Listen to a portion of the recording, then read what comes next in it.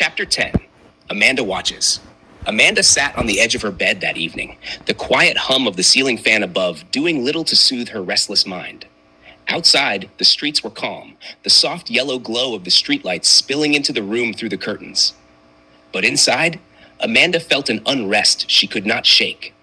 She had come home early that day, hoping to find a moment of peace, a sense of normalcy in the home she had hoped would be shared with Stephen.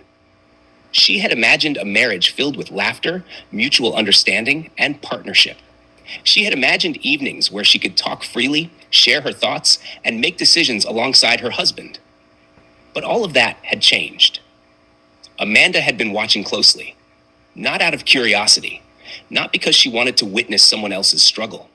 She had been watching because she needed to understand the rules of survival in this household. Rules that were not written anywhere but enforced silently, firmly, and without remorse. That day, she had heard the news about Lara Adegbenro. Lara, a woman she had admired from afar for her quiet strength, had made a choice. She had left, and she had left with dignity. Amanda replayed the images in her mind. Lara walking out of the house, her suitcase in hand, shoulders squared, her head held high despite the storm she had endured.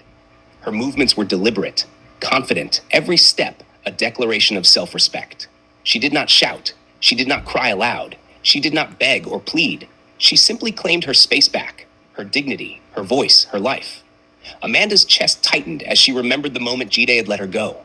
He had not chased her. He had not protested. He had not argued. He had simply watched, detached, as if the divorce were a routine transaction rather than a profound fracture of human connection. Amanda felt a pang of sadness for Lara, and anger too, simmering just beneath the surface. How could a man, someone who vowed to share his life with another human being, allow that person to walk away without defense? How could he let fear of his mother's displeasure outweigh the love, loyalty, and commitment owed to his wife? Amanda's gaze shifted to the small bouquet on her nightstand, a leftover gift from Stephen from their early days of courtship. She ran her fingers over the petals, soft and fragile, and felt a lump form in her throat. The tenderness of that moment, the love she had felt, seemed like a distant memory now.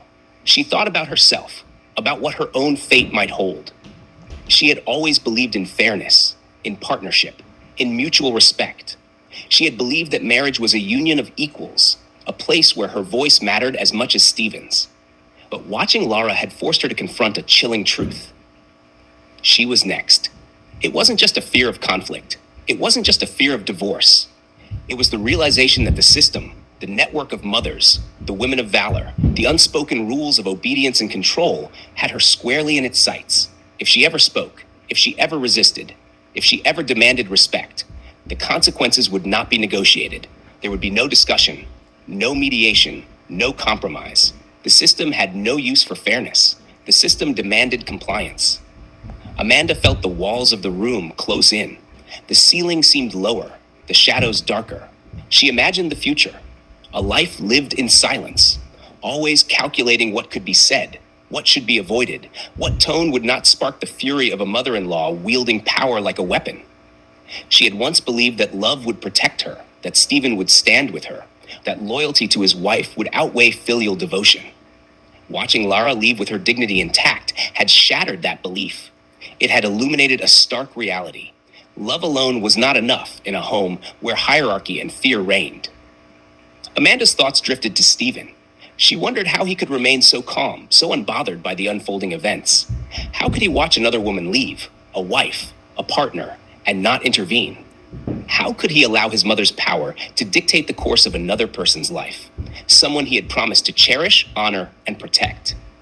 Her heart ached not just for Lara, but for herself. She felt trapped in a house that was no longer hers, a marriage that was no longer mutual.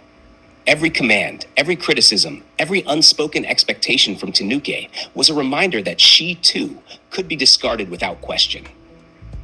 Amanda closed her eyes and allowed herself a single, quiet sob. It was a sound swallowed quickly, a release of tension she had been holding for weeks. The tears were not just for fear. They were for the loss of expectation, for the innocence of belief in love and partnership, for the silent grief of realizing that her voice might never matter in this home. She thought of all the moments she had compromised, adjusted, and softened herself to avoid conflict. She thought of the meals she had prepared exactly as instructed, the hours she had spent cleaning and organizing, the way she had silenced herself when Tanuke spoke over her or corrected her in front of Stephen.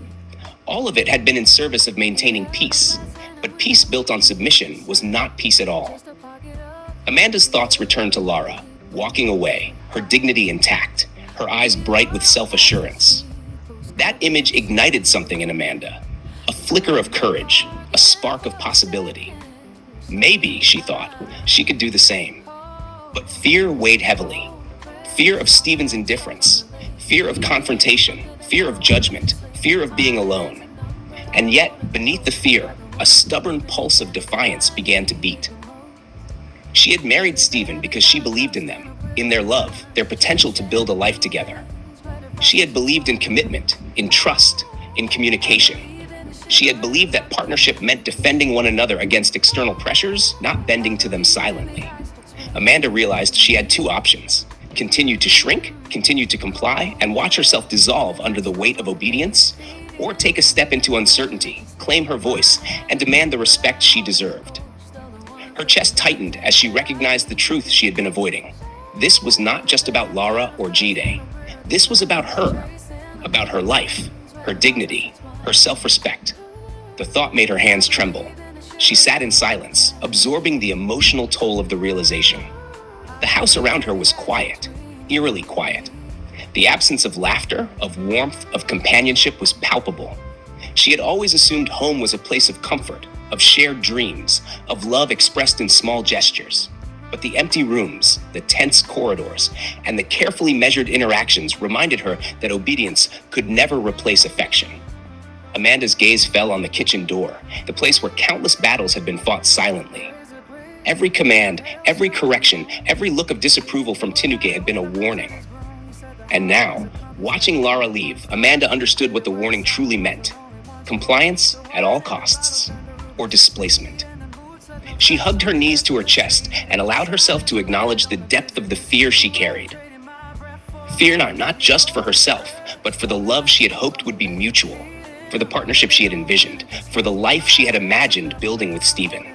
And yet, the image of Lara's courage remained with her. It was a quiet, unwavering kind of courage, not loud or brash, but steady and resolute. It reminded Amanda that even in fear, it was possible to assert one's worth, to claim one's dignity, to refuse to be diminished. Amanda's heart ached, but it also stirred. The realization hit her with undeniable clarity. She was next. If she continued to remain silent, to comply, to adjust herself endlessly to avoid conflict, she would be lost in her own home. If she ever spoke, if she ever resisted, if she ever demanded respect, the consequences would not be measured or fair. The system did not care about fairness. It cared about control. And Amanda, she now understood, was at the center of that system's next test. Her fear was real. Her uncertainty was tangible. But so was the faint pulse of courage she felt stirring in her chest. She knew that watching Lara had given her both warning and example. It was possible to leave, possible to claim herself, possible to choose dignity over fear. Amanda's hands rested on her knees, and she whispered to herself, barely audibly, "I will not be next in